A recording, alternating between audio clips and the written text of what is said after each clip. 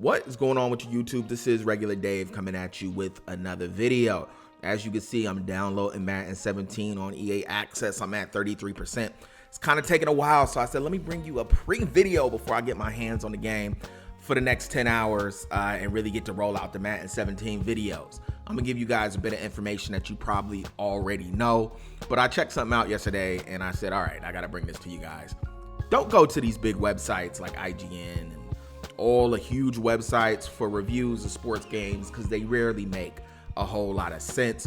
Now, let me go out and say this. This has nothing to do with Madden. This is not an indictment on whether Madden is good, bad, whatever. This has nothing to do with Madden. This is more about the sites that review it and how flawed they are.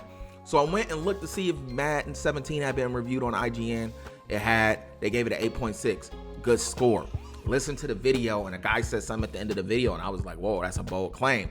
He said, this is the Madden we've been waiting for since Madden 05, since they got the exclusive license. And I was like, wow, that's a bold claim. That's a claim that Rex Dixon and the people who make the game haven't really been willing to say and go out on a limb and say that this is a game everybody's been waiting for. So this reviewer said it. So I said, well, if he said this is a game we've been waiting for since 2005, let me go and see what IGN gave last year's game.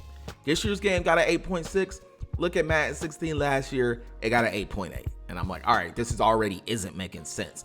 And I know these sites review games in a flawed way. One, for a sports game, you don't know how much they got to dig into it. A lot of times you feel like the people who made the game, EA, are telling them what's in the game, and they kind of check it out and see if it works or whatever, if it's broken, and then review it without really digging into it. Also, they have relationships with these guys and need to keep it cordial, so they're never really gonna give a game a score that it might truly deserve.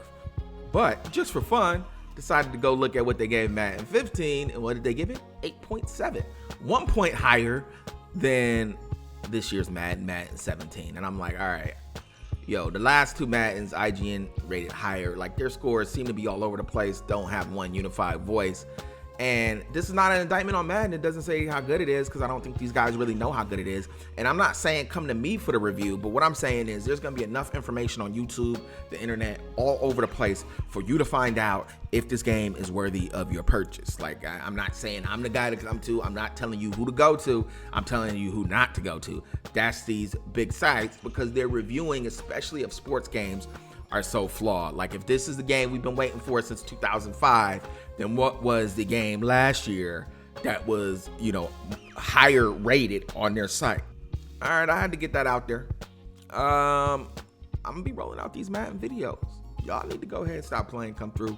Madden is about the time I start ramping up the videos, and then I say I'm gonna be making videos forever, and then I stop. I'm gonna try to break that cycle one day. We'll see. All right. Get active in the comments, and I'll get at you guys another time. Peace.